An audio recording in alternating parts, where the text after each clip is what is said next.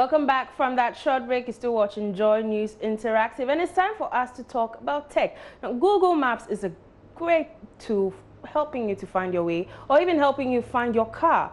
But the app can also help you find other people and let other people find you. Maps has an easily overlooked feature for sharing your real-time whereabouts with someone so they can see exactly where you are, even if you are moving, and then to navigate your way through traffic. But for sometimes, I think Uber drivers in Ghana have a very difficult time trying to navigate their way using Google Maps. Find it difficult to use the map on the streets of Accra. Well, today, Scobie, Spiky and I take you out on a ride just to show you how to navigate using Google Maps.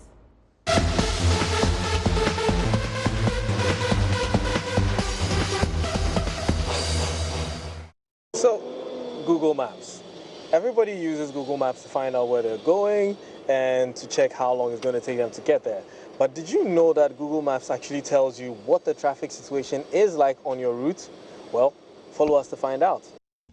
It's my jam, it's my jam. Easy, easy, easy. Yeah, yeah. Okay, so Sel, I'm hungry. So where should we go? Let's head to the mall, go get something to eat. Okay. So there's two ways to doing this. You can either type your destination, or you can use voice control. Since you're driving and you probably don't want to take your hands off the wheel, I'll just hit the microphone over here and say Accra Mall.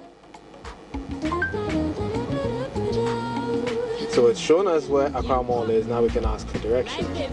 So when you tap on directions, you can see that it's mapped out the route to use. And now the traffic information we're talking about here, this is what it looks like. So anywhere you're seeing green, that means that it's free-flowing traffic.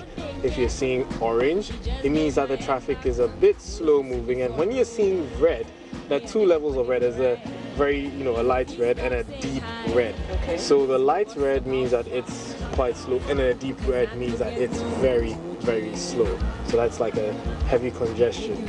Now, there's so much you can get from the maps over here, but we're just going to go on with it and then see what our trip is going to be like. So we hit start, and voila. Now, another thing too, that most people do not obey the speed limits, so they're probably driving too fast and do not know when to turn. That's why they either miss the turn or they don't even take the right turn. They take a turn before or after. Because if you're moving too fast, it's so easy for you to miss a turn.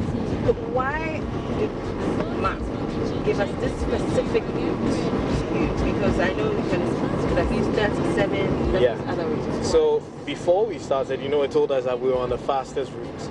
Okay. So it uses, its own algorithm to check to see which of these routes, based on traffic, based on other drivers on the road, to tell how fast it would take for you to get there, and also because of historical data.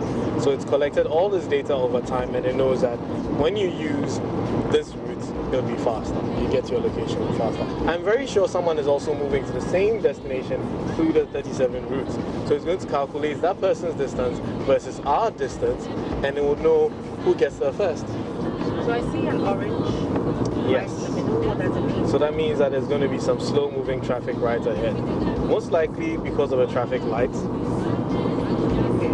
Yes, and there's a traffic light ahead, and you can see that. Normally when you see it like this, it just indicates there's a traffic light. Yes. So when you hit the recenter, it will take you to the actual location. How accurate is this map? It's quite accurate. I can't give a specific percentage because, it is using data, so it requires a consistent source of data.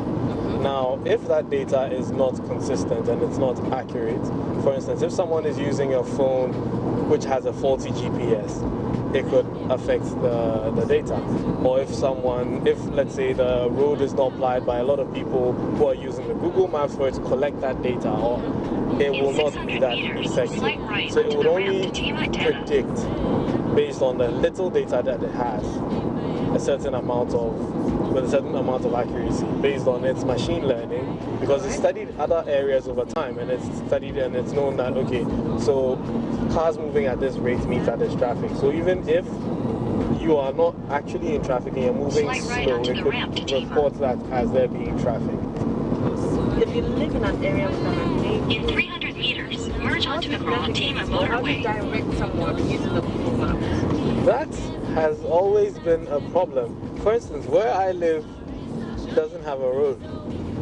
So when I give people directions, I only give them directions to the junction. Now for the roads that are known, you have the road names being mentioned, so it makes it easier for you. So most of the time it's very important that you look out for the street names.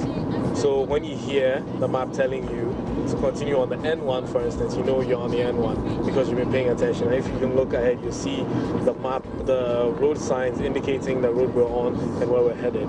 So you look at that and you compare it to what you have on the map, and you know you're on the right track. But I think it's quite important that drivers should make it a point to learn how to read maps. Another fun thing that you can do with a map is that you can actually tell it where you parked your car, and it would remind you when you're coming back for it. So imagine you get to a large car lot like this, and you don't want to forget where you parked. You can actually set it to remember where you parked your car. So we made it to a Crown Mall with Google Maps. Well, you heard Spike and I there teaching you how to use your Google Maps to navigate your way through traffic. Well, time is well spent. We have to wrap up.